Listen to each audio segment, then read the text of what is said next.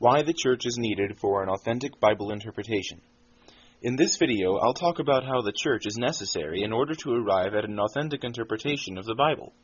My theme passage is 1 Peter chapter 1, verse 20. Know this first of all, that no prophecy of Scripture is a matter of private interpretation. Now, the alternative to private interpretation is public interpretation, and the only public entity God has established in the domain of faith and morals is the Church. Therefore, Scripture is not to be interpreted apart from the Church. Now, the meaning of any passage of Scripture is usually discovered by two things: the content of the passage and the context of the passage. The content is the terms used, the word order in the original Greek, and the overall direction of the passage.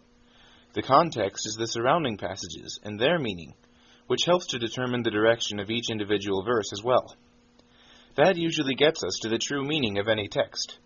But in this regard, the final judge of any interpretation is the Church. It is a fact that false interpretations of the Bible can exist. Analysis of both the content and the context of a passage can be spoiled by a false understanding of both.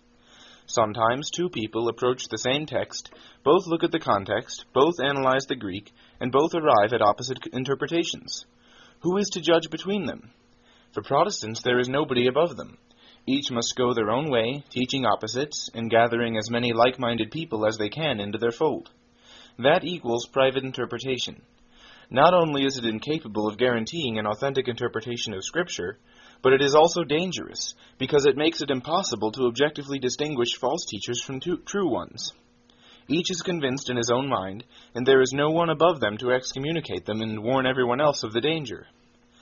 Catholics let the Church be judge, and in this we follow the Scripture.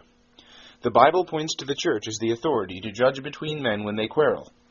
Matthew chapter 18, verse 15 says, "If your brother sins against you, go and tell him his fault." Verse 17, "If he refuses to listen to the Church, let him be to you as the heathen and the tax collector." In Acts chapter 15, when a disagreement arose over what to do with the Gentiles, the Church set up a council in Jerusalem to discuss it and make an authoritative judgment, which everyone had to listen to. In the Bible, the Church was judge over 1. False ideas about God's will, and 2. Sins, which include heresies and heretical interpretations of Scripture.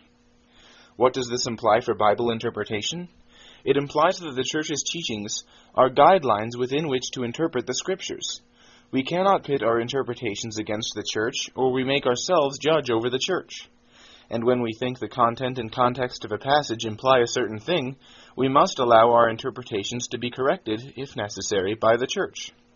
We are not infallible. The Church is. And because the Church is the pillar and foundation of the truth, it follows that if we want our interpretations to be in accord with the truth, we must keep them in accord with the Church. I hope that was helpful, but that's all for now. Stick around, though, because I'll be making more videos soon. So keep the faith, everyone, and God bless.